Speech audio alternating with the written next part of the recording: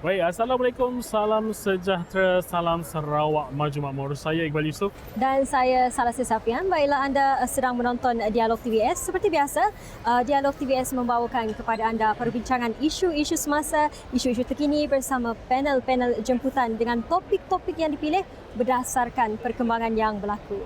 Baik, sudah tentu Salasiah, tumpuan kita hari ini Kementerian Pembangunan Usahawan dan Koperasi KUSKOP pacu kecemerlangan usahawan dan koperasi bagi realisasikan aspirasi ekonomi madani. Baik, seperti yang umum tahu, perusahaan mikro, kecil dan sederhana terus menjadi bukan sahaja enjin, malah penggerak kepada perkembangan ataupun pertumbuhan ekonomi negara, dan kerajaan juga dilihat begitu komited terhadap mewujudkan persekitaran perniagaan yang kondusif, dan ia sudah tentu bagi meningkatkan sumbangan PMKS kepada keluaran dalam negara kasar KDNK, dan usaha tersebut bukan sahaja dapat dilihat melalui Belanjawan 2023, malah juga menerusi kerangka ekonomi madani.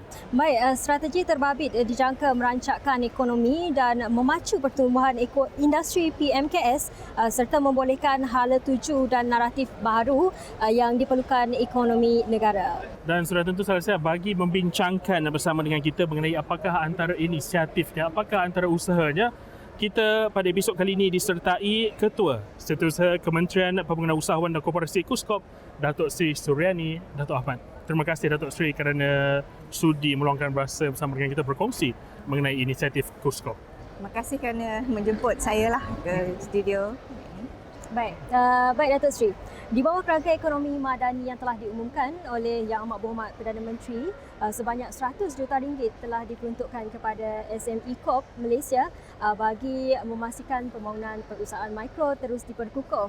Jadi sehubungan itu, KUSKOP menerusi SME Corp Malaysia telah melancarkan program pengukuhan mikro madani yang dijangka dapat membantu ramai usahawan PMKS. Jadi boleh Datuk Sri kongsikan sedikit info mengenai inisiatif ini, Datuk Sri?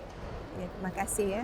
Pertama sekali saya nak ucapkan terima kasih terlebih dahulu kepada Kerajaan Malaysia, kepada Kementerian Kawan, kepada Perdana Menteri Malaysia kerana telah memberi hadiah kepada KUSKOP, kepada SME Corp dengan 100 juta ringgit ini yang pasti akan memberi manfaat yang sangat besar kepada PMKS kita di Malaysia ini ya.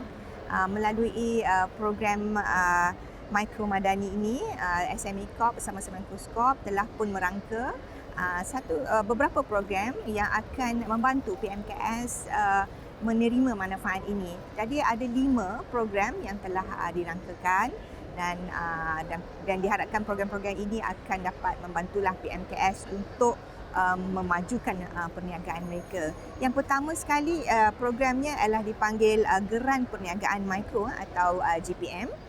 Yang kedua ialah pembiayaan perniagaan mikro.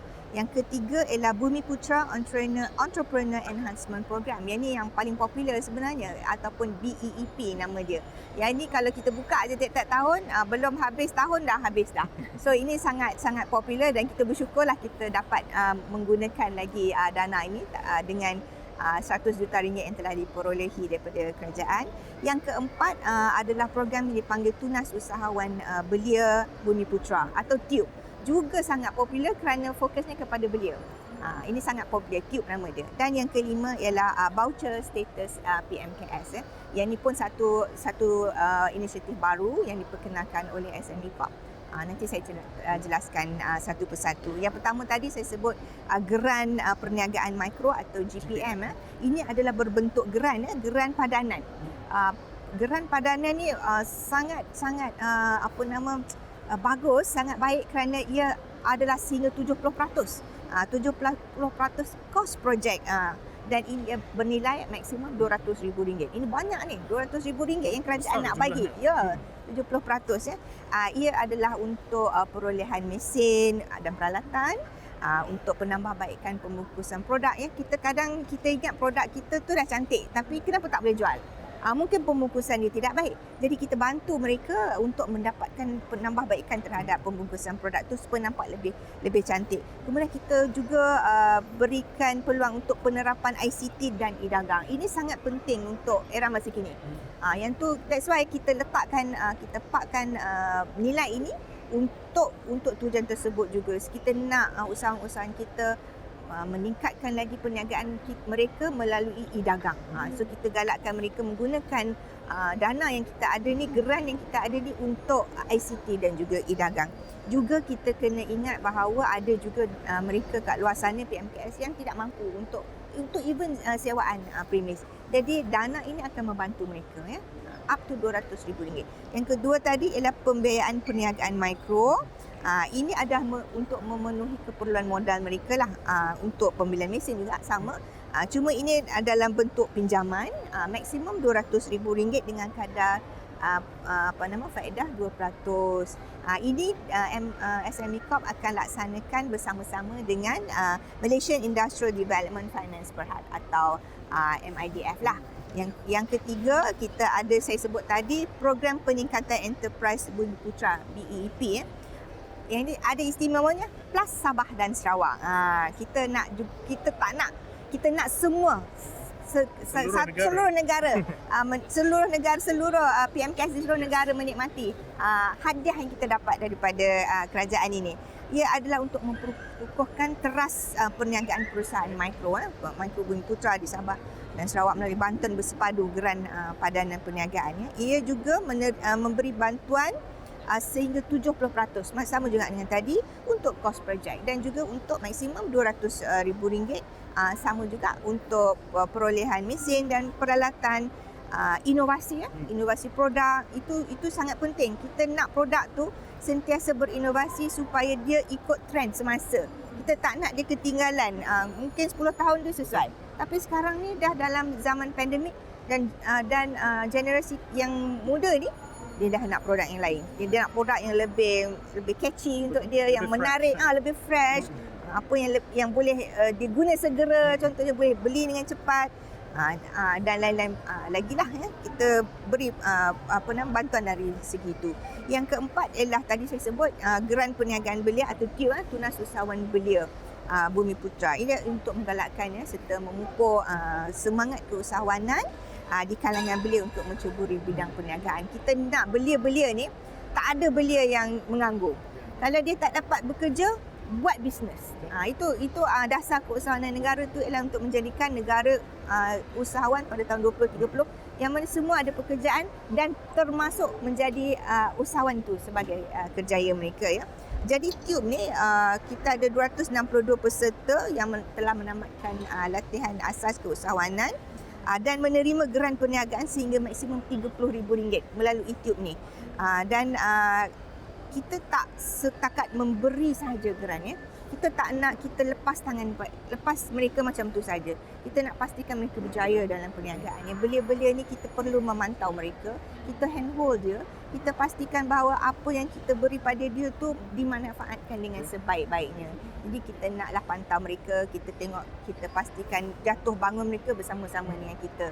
Kalau mereka terlari sikit daripada landasan, kita tarik dia balik. Kita beri mereka bimbingan, guidance pada mereka. Mungkin dia pada awal tu dari segi keuangan mungkin dia kurang mahir. Jadi kita bantu dia. Dari segi packaging dia mungkin dia lemah kat situ. Mungkin kita boleh bantu kat situ. Itu yang kita nak bantu mereka. Yang kelima ialah voucher status PMKS. Ini adalah untuk menggalakkan perusahaan mikro memanfaatkan pendaftaran status PMKS. Ini kita bagi insentif kepada mereka. Satu voucher adalah RM100. Kita nak mereka daftar. Ini permohonan untuk program mikro madani ni telah pun kita buka kepada perusahaan mikro di seluruh negara. Permohonan bolehlah dibuat secara online, secara talian dan maklumat lanjut boleh diakses melalui laman web SME Corp ya. Itu yang kita dapat hadiah yang sangat istimewa daripada Perdana Menteri kita lah, RM100 juta dan kita harap PMKS dapat memanfaatkan daripada 5 program yang disediakan. Sebenarnya saya memang tertarik antaranya pengkhususan yang diberikan kepada golongan belia dan itu akan saya tanyakan kemudian. Cuma kali ni saya juga tertarik dengan salah satu inisiatif yang digelar satu industri. Mungkin ia boleh direlatekan kembali dengan 5 inisiatif tadi, Datuk Sri. Ya. Datuk Sri boleh prediksikan. SDSI ni kita kena tengok sejarah dia. Kita sebenarnya mengadaptasi daripada satu konsep yang telah dibawa oleh Jepun. Jepun dah lama buat benda ni dari tahun 1979 lagi. Masa tu dia panggil One Village One Product. Itu tahun 1979. Kita pula ambil pada tahun 1992, kita panggil satu kampung satu produk. Kerana budayanya itu sangat murni, sangat baik, kita mengadaptasikan untuk kita bersama-sama dengan komuniti. Dia konsep dia ialah ekonomi komuniti. Kita nak pastikan bahawa komuniti itu memanfaatkan bersama-sama. Okey. Jadi SDSI ni satu konsep yang mana kita nilaikan dulu apa produk yang bersesuaian di komuniti tersebut. Kita tengok rantaian bekalan dia macam mana. Adakah ada satu sistem rantaian yang bersesuaian, yang sistematik, yang mana senang untuk komuniti itu bergerak dan melaksanakan satu program. So kita buat kajian analisis kat situ dahulu. So selepas kita dapat produk yang bersesuaian, contohnya mungkin tikar anyaman. Komuniti kat situ memang pakar buat. Ramai komuniti kat situ ramai yang pandai buat tikar ni. Jadi kita identify produk tersebut. Bila kita buat intervensi, kajian akan buat intervensi, kita akan latih mereka, kita akan bantu mereka sehinggalah ia market ready. Dia boleh dibawa ke peringkat yang lebih tinggi dan kita manfaatkan rakyat dan komuniti di situ. Itu satu daerah, satu industri. So satu daerah tu kalau dia pandai buat tikar, dan satu kampung tu, satu daerah tu, kita bagi dia sebab dia pakar dalam bidang tu. Kita jadikan tikar tu satu industri di situ. Jadi kerajaan di situ membuat intervensi lah. Kita akan bantu mereka, kita akan pastikan mereka bersedia untuk memasarkan produk mereka dan bersedia untuk memastikan produk tu cantik dan bersedia untuk dipasarkan dalam kuantiti yang banyak lah. Betul. Itu yang paling penting sebenarnya. Sebenarnya saya nak tanya lagi lebih mendalam lagi mengenai apakah kesediaan yang diperlukan untuk kita memastikan setiap produk itu bersedia untuk pasaran luar. Tapi akan kita kupaskan selepas ini. Kita akan berehat seketika. Dialog TVS kembali selepas ini.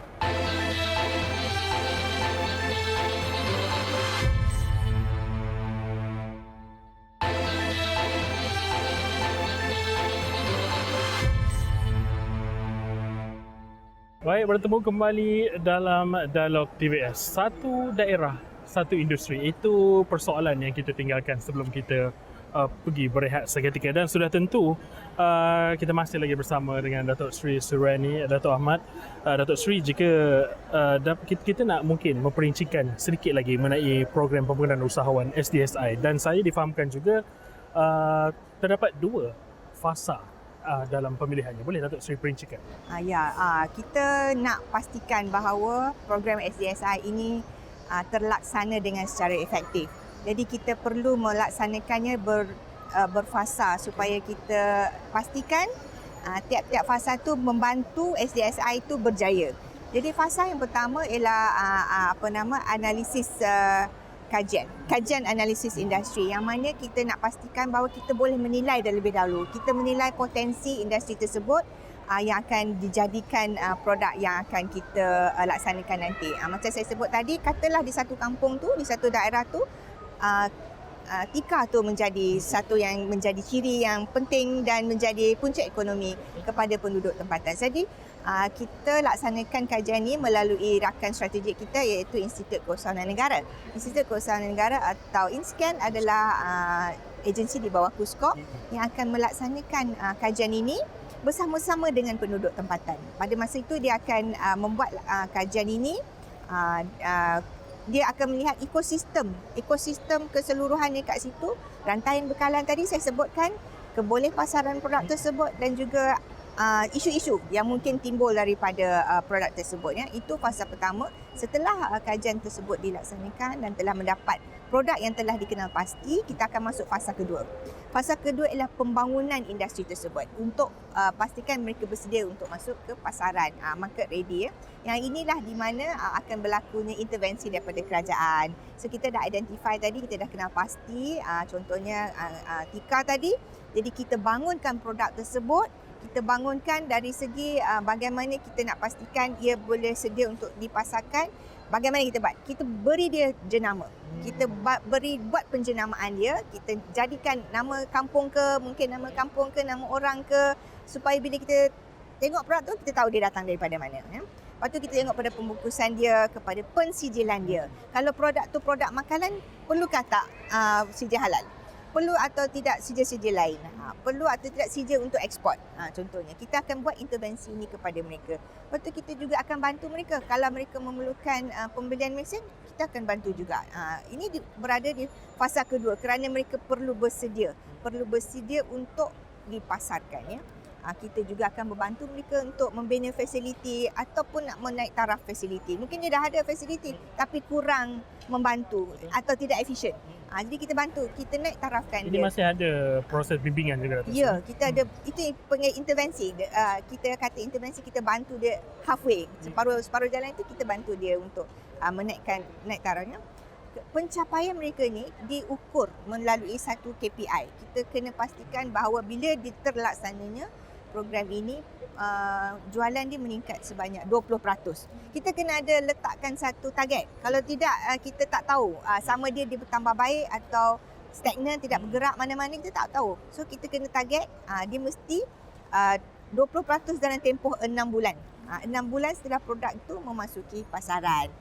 Kita kena pastikan bahawa apabila ini terlaksana, kita bila lihat dia naik 20%, maknanya ada kesan terhadap fasa 2 intervensi yang kita buat tadi. Kalau tak ada, kita tambahkan lagi, kita giatkan lagi intervensi kita, kita pastikan juga dia bertambah peningkatan dalam segi pembuatan. Jadi Datuk Sri, mungkin salah satu usaha untuk mengetengahkan lagi produk yang telah pun dihasilkan oleh komuniti ini adalah menerusi showcase SDSI. Ya, itulah showcase yang kita buat di Sarawak. Kita juga ada lagi showcase yang kita akan buat di Melaka dan juga di Sabah. Nanti kita akan buat beberapa showcase. Kita nak tunjukkan produk-produk yang daerah-daerah ini boleh buat mampu buat supaya negeri lain boleh mencari ilham. Apa produk yang ada di tempat dia yang boleh diketengahkan dan menjadikan dia sebagai produk SDSI. Mungkin produk dia produk makanan, mungkin produk dia produk pakaian, kita tak tahu, kraft tangan, kita ada banyak lah. Dulu kita ada banyak produk-produk yang telah kita pasarkan, kita ketengahkan. Sebab mereka ni komuniti kat tempat tu sangat gigih, sangat passionate, sangat sayang kepada produk ni. Contohnya krepek di Tanjung Karang contohnya. Jadi itulah kita meraikan apa yang komuniti setempat tu rasa dia sangat kuat dalam bidang tersebut, dalam industri tersebut. Itulah yang kita akan angkatkan nanti. Contoh kalau dulu kita juga ada belacan daripada Kuala Perlis, kita akan promotekan juga itu. Nanti kita bangunkan mereka, kita beri dia penjenamaan yang baru, kita beri mereka nafas yang baru. Bagaimana kita bangkitkan komuniti di tempat tersebut untuk menaikkan produk mereka. Menarik sebenarnya Salasia. Inilah jika kita lihat antara pendekatannya disifatkan menyeluruh sebenarnya untuk membantu PMKS. Sudah tentu ini adalah untuk memperkukuhkan lagi Datuk Sri kedudukan PMKS yang mewakili lebih 98% daripada komuniti perniagaan di Malaysia. Ya, memainkan peranan penting dalam mewujudkan peluang pekerjaan. PMKS terus berupaya menambahkan pendapatan serta menyumbang kepada pertumbuhan ekonomi negara. Jadi Datuk Sri, salah satu agensi di bawah Kuskop yang banyak membantu usahawan informal dan mikro iaitu Tekun Nasional telah pun mencapai 25 tahun penubuhannya. Jadi peranan dan sumbangannya tidak dapat dinafikan dalam membantu perkembangan usahawan. Jadi apa pandangan Datuk Sri mengenai perkara ini? Kita bersyukur ada satu agensi ni yang bernama Tekun yang telah pun berusia 25 tahun. Ditubuhkan tahun 1998 kerana ada satu agensi ni yang membantu usahawan-usahawan informal untuk sama ada memulakan perniagaan ataupun untuk meningkatkan kapasiti perniagaan mereka ya. So selepas 25 tahun Tekun telah pun menyalurkan sebanyak 8.7 bilion ringgit Malaysia kepada lebih 560,000 orang usahawan informal. Satu ciri-ciri yang penting tentang Tekun ialah dia membantu usahawan informal.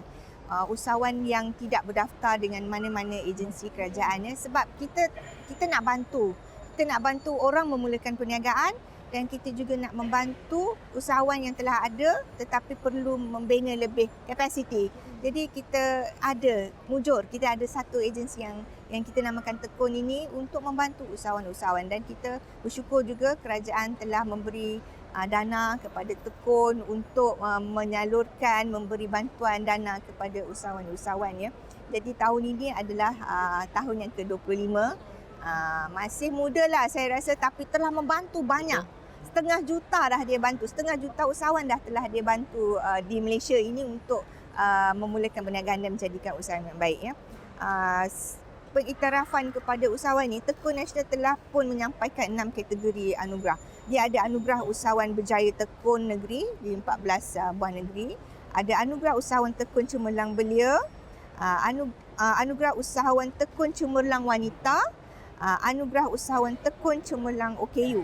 Ini adalah kategori anugerah yang diberikan oleh Tekun. Kita juga ada anugerah usahawan Tekun Cemerlang Spumi. Ini adalah untuk usahawan masyarakat India. Ada juga, kita ada satu kategori khas yang istimewa untuk usahawan India, dan juga ada anugerah usahawan Tekun Cemerlang Kebangsaan. Yang cemerlang inilah yang kita betul-betul raikan. Mereka ni adalah usahawan yang telah mencapai jualan melebihi 10 juta ringgit Malaysia setahun. Bayangkan, bantuan yang diberikan oleh Tekun kepada mereka ini mungkin sedikit saja. Mungkin 2,000 je, mungkin 5,000, mungkin 100,000. Tetapi pulangan yang mereka dapat hasil daripada bantuan yang diberikan oleh Tekun, income mereka, pendapatan mereka telah melonjak naik dan telah mencapai 10 juta setahun. Memang ada. So daripada dana yang telah diberi oleh Tekun ini, kita telah bentuk ramai usahawan-usahawan yang telah berjaya. Kita telah mengenal pasti beberapa daripada mereka, dan kita bangga daripada dana yang kita salurkan kepada mereka ini. Mereka membentuk diri mereka sendiri, berusaha dan menjadikan perniagaan mereka lebih maju.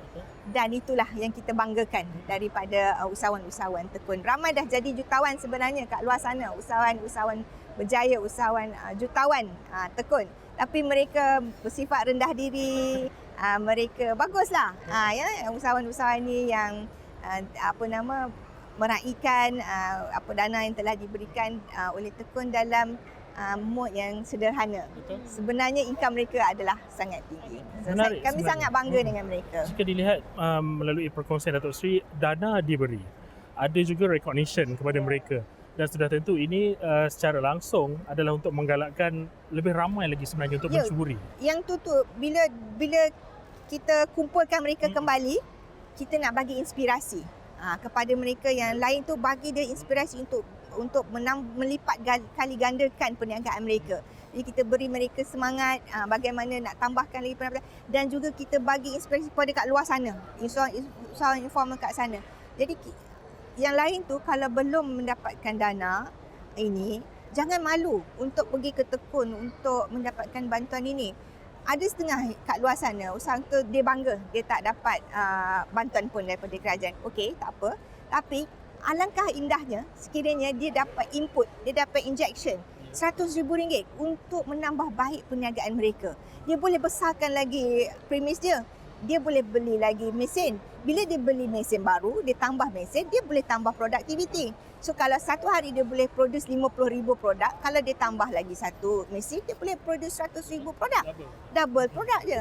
Jadi ia akan meningkatkan pendapatan mereka. Jadi jangan segan dan jangan malu. Tidak salah dan tidak malu untuk mendapatkan bantuan daripada Tekun atau mana-mana agensi. Mungkin terdapat syarat untuk mereka yang ingin memohon. Ya, ada beberapa syarat terpulang kepada apa yang mereka kenaki dan juga jenis-jenis pembiayaan mereka inginkan. Tapi pembiayaan ada up to RM100,000 dan kita nak mereka ni datang dulu ke tekun dan kita akan beri mereka taklimat. Kita akan beri mereka maklumat yang sebanyak yang mungkin yang bersesuaian dengan keperluan mereka. Jadi itulah adalah syarat-syarat dia dan kita harap tidaklah membebankan mereka, tapi InsyaAllah lah tidaklah. Kalau tidak takkan sampai 500,000 lebih orang yang datang kepada tekun kan. Jadi mana-mananya siapa yang berminat ni datang je lah, dapatkan bantuan. Jadi mungkin selepas ini kita akan terus perincikan lagi mengenai apa lagi antara usahanya ataupun apa lagi agensi yang ada di bawah KUSKOP. Seperti biasa kita akan berehat seketika. Dialog TBS akan kembali selepas ini.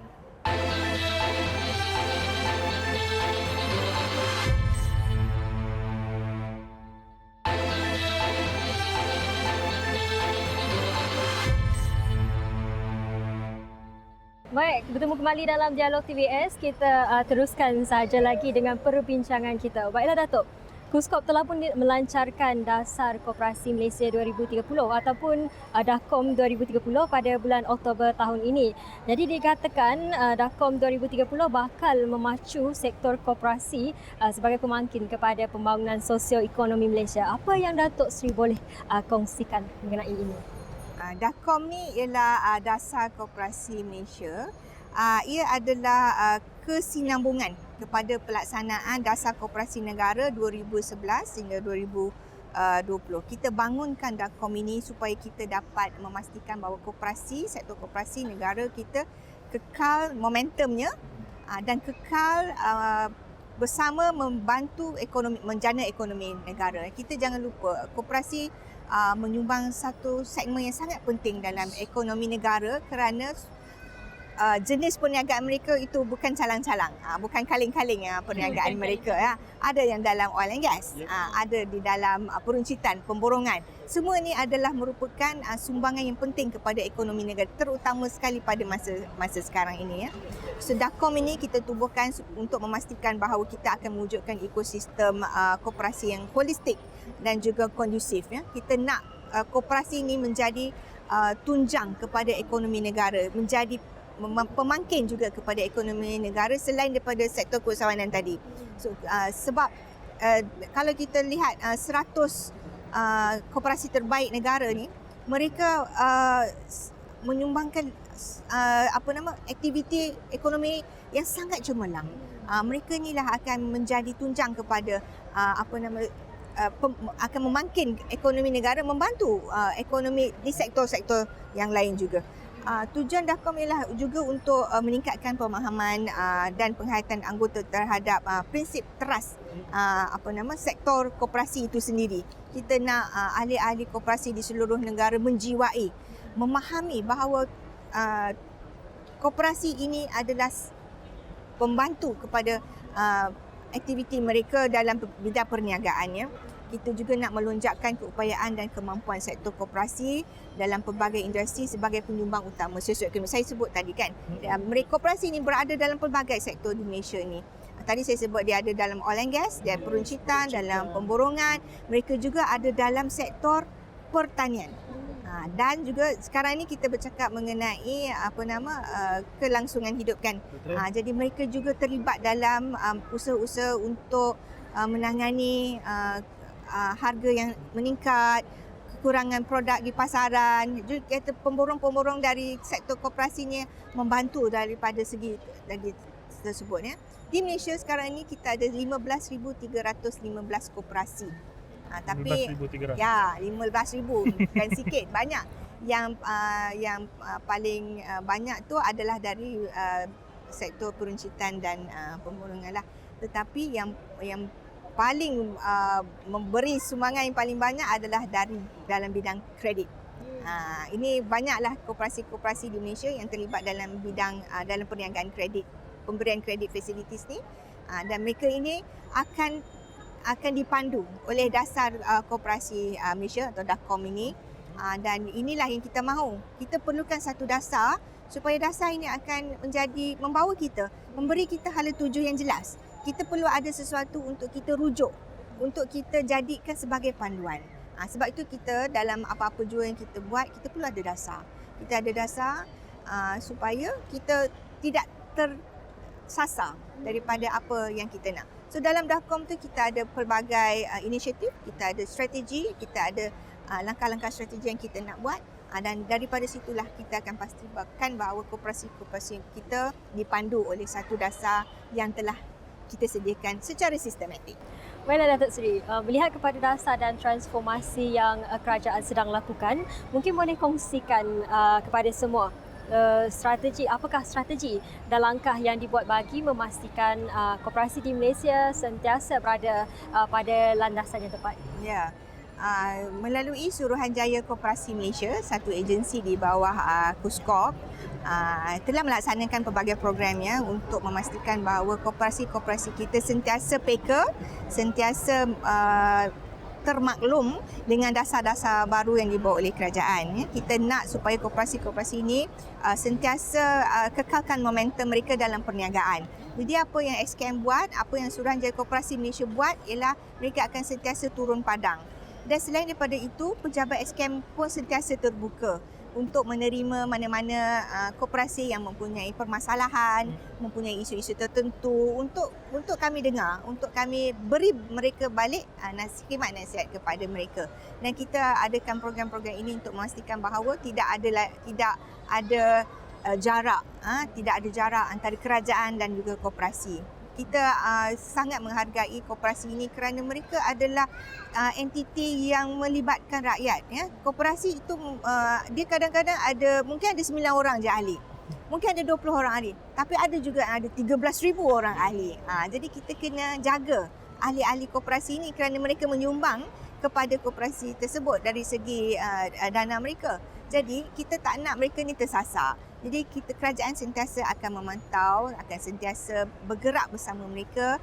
Kita nak pastikan bahawa koperasi ini sentiasa berada di landasan yang betul melalui dasar-dasar yang kita buat.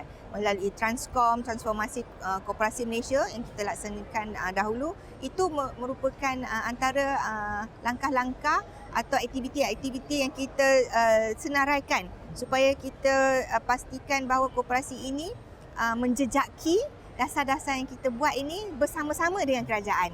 So itulah yang kita nak supaya bila kita ada dasar, kita ada transformasi koperasi, kita ada satu dokumen yang akan merangka dan akan membantu mereka bersama-sama kita dan sentiasa berada di landasan yang betul. Jika sebelum ni tadi saya terdengar Datuk Seri ada menyebut mengenai profil 100 koperasi terbaik Malaysia. Mungkin boleh diperincikan kriterianya Datuk Seri? 100 terbaik ni maksudnya mereka menjana pendapatan yang sangat tinggi, berjuta-juta lah, berjuta-juta setiap tahun. Mereka juga adalah pay master yang baik. Kalau mereka membuat pinjaman, contohnya mereka adalah pembayar yang baik. Itu mungkin another kategori. Tetapi 100 yang terbaik ini adalah mereka yang mempunyai perniagaan yang sangat membangsakan. Dalam bidang hartanah pun ada, dalam bidang oil and gas saya sebutkan tadi, dalam bidang peruncitan dan pelbagai lagi lah. Mereka yang dimaksudkan 100 best tu adalah mereka yang mempunyai pendapatan yang sangat tinggi. Ya. So kita jangan pandang remeh kepada koperasi. Sebenarnya koperasi ni mempunyai hebat ya. Yang saya nak sebut antara yang 100 terbaik adalah LTAT, Lembaga Tabung Amanah Tentera, Polis Diraja Malaysia, Felda, Felkra, antara yang disenaraikan dalam top 100. Yang lain saya tak sebut tu janganlah kecil hati sebab top 100 kan banyak. Sebab jika berjaya melayakkan diri ataupun masuk ke dalam senarai top 100 tu, manfaatnya Datuk Seri? Kita sentiasa membantulah mereka, tapi mereka ni biasanya dah dalam kategori yang selesa. Mereka dah mempunyai income yang sangat baik. Kita akan sentiasa membantu dari segi insentif lain yang mungkin mereka perlukan daripada kita. Kita tiap-tiap tahun kita ada anugerah untuk koperasi yang terbaik. Mereka ini akan mendapat pengiktirafan yang sangat tinggi daripada kerajaan kerana sumbangan mereka kepada ekonomi negara. So mereka ini adalah antara yang kita raikan setiap tahun kerana sumbangan mereka yang tidak ternilai kepada ekonomi, dan income mereka itu adalah satu sumbangan yang tidak ternilai sehingga kan mereka ini kita boleh namakan mereka sebagai inspirasi kepada koperasi lain. Jadi kita jadikan mereka mentor kepada koperasi-koperasi yang kecil, yang sederhana untuk mendapatkan manfaat daripada kejayaan mereka ini. Dan mungkin ini juga bagi menggalakkan lagi koperasi-koperasi yang lain untuk sentiasa mencari jalan meningkatkan lagi prestasi ekonomi. Kita ada program-program dengan SKM ni. SKM ni akan buat program untuk turun padang dengan mereka. Ada juga koperasi-koperasi ini, dia memang memerlukan bantuan daripada SKM. Jadi kita turun padang dengan mereka, kita bantu mereka, kita dapatkan input daripada mereka, dan kadang-kadang kita bawa juga koperasi lain yang berjaya ni, kita matchkan dengan mereka supaya mereka memahami bagaimana, kat mana kelemahan mereka, kat mana mereka tak ada gap kat situ. Mungkin dari segi human resource pun, dari segi tenaga kerja, mungkin mereka lemah daripada segi itu, tetapi mereka tidak sedar. Jadi kita akan bantu mereka daripada segi itu. Dan kita juga ada apa yang dipanggil tabung modal pusingan, SKM. Yang ini adalah dalam bentuk pinjaman kepada koperasi-koperasi yang memerlukan bantuan. Contohnya dia memerlukan untuk membesarkan premis perniagaan mereka, mereka boleh memohon melalui tabung modal pusingan SKM ini. So tiap-tiap koperasi yang memerlukan bantuan pergi kepada pejabat SKM di setiap negeri untuk memohon dana ini daripada Suruhanjaya Koperasi Malaysia. Betul, Salesia. Banyak sebenarnya bantuan, bukan sahaja usahawan, koperasi pun ada bantuan yang diberikan. Mungkin seperti yang kita bincangkan sebelumnya, Datuk Seri, golongan PMKS tidak kurang hebatnya menjadi antara penyumbang kepada pertumbuhan ekonomi negara. Mulai 2021 juga, KUSKOP diberi mandat menganjurkan sambutan Hari Penjaja dan Peniaga Kecil. Bagi tahun ini pula, Datuk? Ya, tahun ini Hari Penjaja dan Peniaga Kecil Kebangsaan akan diraikan pada 18 November. Yang mana Yang Amat Berhormat Perdana Menteri telah pun bersetuju untuk merasmikannya, dan ia akan diadakan di Penampang, di Buhawan Square Penampang, Kota Kinabalu, Sabah. Perasmiannya ada pada 18, tetapi sambutannya adalah daripada 17 hingga 19 November 2023. Ya, setiap tahun kerajaan melalui KUSKOP akan meraihkan penjaja dan peniaga kecil ini melalui sambutan Hari Penjaja dan Peniaga Kecil ini. Ya. Kerana apa? Kerana kementerian ini adalah bertanggungjawab untuk mengawal selia dan menjaga kebajikan golongan penjaja dan juga peniaga kecil. Ya. Ini adalah satu sambutan yang sangat simbolik. Sebagai tanda pengiktirafan kita lah kepada mereka yang telah memberi sumbangan amat besar kepada kita. Bayangkan semasa pandemik dulu, kita tak boleh berniaga, usahawan tak boleh berniaga, hanya perniagaan online saja. Mereka ni adalah peniaga dan penjaja kecil, tapi mereka terpaksa berniaga melalui secara online, tetapi berjaya.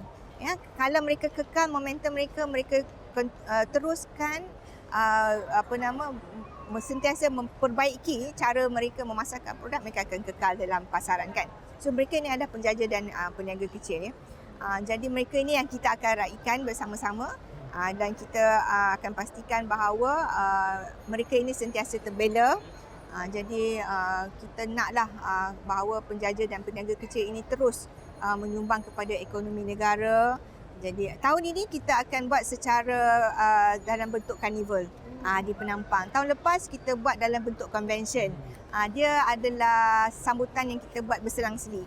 So tahun ni kita buat satu yang unik, kita bawa mereka ke keunikan dia, kita bawa ke Penampang. Sebelum kita menyentuh mengenai keunikannya, Datuk Seri, kita berehat seketika.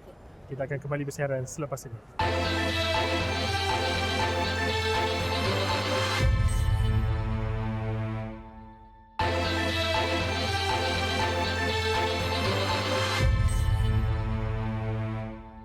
Baiklah, bertemu kembali dalam Dialog TVS, dan sebentar tadi kita ada menyentuh mengenai Karnival HP PK yang akan berlangsung di Penampang, Sabah. Jadi Datuk, mengapa konsep karnival yang dipilih untuk tahun 2023 dan apakah program ataupun aktiviti yang disediakan sepanjang Karnival HP PK ini berlangsung? HPPK ni berlangsung setiap tahun. Cumanya kita tiap-tiap tahun kita selang-selikan jenis-jenis sambutan dia. Tahun lepas konsep ialah konsep convention kita adakan di PICC, yang mana Yang Amat Berhormat Perdana Menteri juga telah meraihkan dan merasmikan program tersebut tahun lepas. Tahun ini kita buat pula konsep carnival, dan kebetulan tahun ni kita buat di Sabah. HPPK ni sebenarnya kita dah buat sejak tahun 2012 lagi. Tiap-tiap tahun kita akan meraihkan mereka dalam pelbagai aktiviti dan juga pelbagai program, ya. Cuma kita tak dapat buat semasa pandemik yang dulu, kerana bila kita menyambut Hari Penjaja dan Peniaga Kecil, ia melibatkan beribu-ribu orang penjaja dan peniaga kecil. Kita raikan mereka, kita bawa konsep karnival supaya mereka boleh mempamerkan produk-produk yang ada yang mereka boleh bawakan ke karnival tersebut. Kita nak bawa jualan daripada usahawan dan pelbagai produk dari kelompok penjaja dan peniaga kecil, usahawan food truck, usahawan-usahawan yang sedia ada usaha, tak kira semua jenis makanan, pakaian, kraft tangan dan pelbagai juga produk yang dia boleh bawalah daripada ke seluruh pelosok negeri Sabah. Yang kedua ialah pameran oleh kementerian dan juga agensi. Yang ni penting, ya, sebab apa kita nak usahawan ni tahu apa yang kementerian boleh tawarkan, apa yang agensi boleh tawarkan. Kita nak mereka tahu bahawa agensi-agensi kerajaan kita ada menawarkan dana-dana tertentu untuk membantu mereka meningkatkan lagi perniagaan mereka. Jadi pelibatan kementerian tu ada di situ. Jadi kita nak pastikan semua akan terbuka kepada maklumat yang kita akan beri kepada mereka di situ nanti. Yang ketiga ialah bicara interaktif, ya. Ini kita nak bawa usahawan-usahawan yang telah berjaya, usahawan-usahawan yang cemerlang dalam bidang-bidang mereka untuk berkongsi pengalaman, berkongsi pahit manis mereka dalam perniagaan. Bagaimana mereka jatuh, bagaimana mereka bangun semula, bangkit kembali, bagaimana mereka merealisasikan impian mereka menjadi usahawan yang cemerlang. Jadi itulah kita nak juga bawa supaya orang lain, usahawan lain ni terinspirasi dengan mereka, ya. Tidak semua yang kita lalui sepanjang dia berjaya sekarang itu adalah manis. Dia kena kongsi juga yang pahit. Yang pahit itulah yang akan menjadi tauladan kepada kita. Bagaimana kita nak menanganinya nanti. So itu sangat menariklah bagi saya. Kita nak dengarkan pengalaman daripada usahawan-usahawan tu. Kemudian kita juga akan membuka kaunter-kaunter perkhidmatan lain. Ini kita ambil peluang lah, kan. Kita ada kaunter-kaunter kesihatan, nak cek BP tinggi ke rendah ke, BP naik ke masa income rendah, naik. Kita tengok masa tu meningkat tiba-tiba. Bila dapat tahu kata boleh dapat pinjaman sekian-sekian, tiba-tiba lega turun balik. Kita ada keselamatan, kaunter-kaunter keselamatan juga untuk turut terlibat sama dengan mereka lah. Jadi kita juga ada aktiviti lain yang berkaitan dengan keusahawanan lah yang disediakan sepanjang berlangsungnya karnival ini. Dan mungkin Datuk Seri, mungkin kita boleh sentuh sedikit lagi mengenai PM Cares, Datuk Seri. Dalam menghadapi persaingan global yang sengit, PM Cares perlu mengambil langkah proaktif, dan salah satu daripadanya dikatakan adalah adanya kerjasama strategik di antara PMKS dan juga Institut Pengajian Tinggi.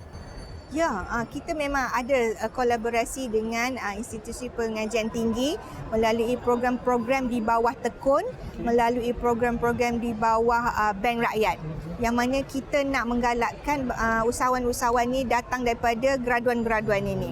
Kita juga ada program yang kita nak mereka terlibat tu sebelum mereka graduate tu, dia dah ada ilmu tu, dah ada pendedahan dah daripada segi perniagaan ini. Jadi macam Bank Rakyat, kita nak dedahkan mereka kepada dunia perniagaan ni.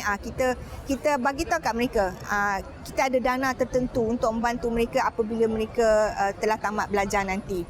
Macam tadi saya sebut agensi lain juga akan juga turut terlibat, kerana kita nak pastikan bahawa kolaborasi strategik dengan institusi pengajian tinggi ini tidak terputus. Kita nak sambut mereka. Kita nak sambut mereka di hujung pengajian tersebut, ya. Kita pastikan bahawa kalaupun mereka tak nak bekerja, tak nak kerja makan gaji, jadilah usahawan.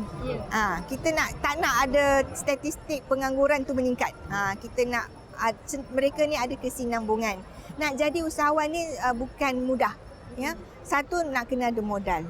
Yang kedua, kena ada ilmu.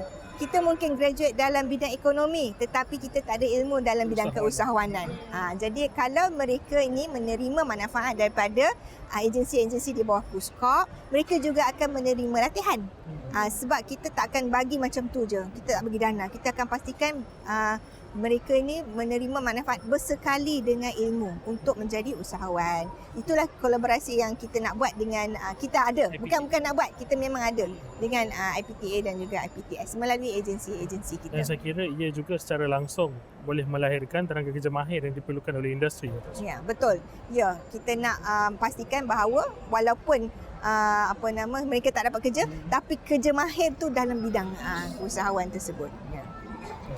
Baik, Datuk Seri, kalau kita lihat adaptasi pendigitalan, kalau pandangan Datuk Seri sendirilah, adakah ini satu keperluan utama buat PKS ataupun PMKS dalam memasarkan produk mereka? Dan kalau kita lihat sebelum ini ketika pandemik COVID-19, kebergantungan terhadap dunia digital itu seolah meningkat dengan mendadak. Dan adakah ini transformasi yang diperlukan dari tradisional kepada digitalisasi? Saya suka topik ni. Sebab apa? Kita sebenarnya dipaksakan. Bila berlaku pandemik ni, baru kita dipaksa untuk mendigitalkan perniagaan kita.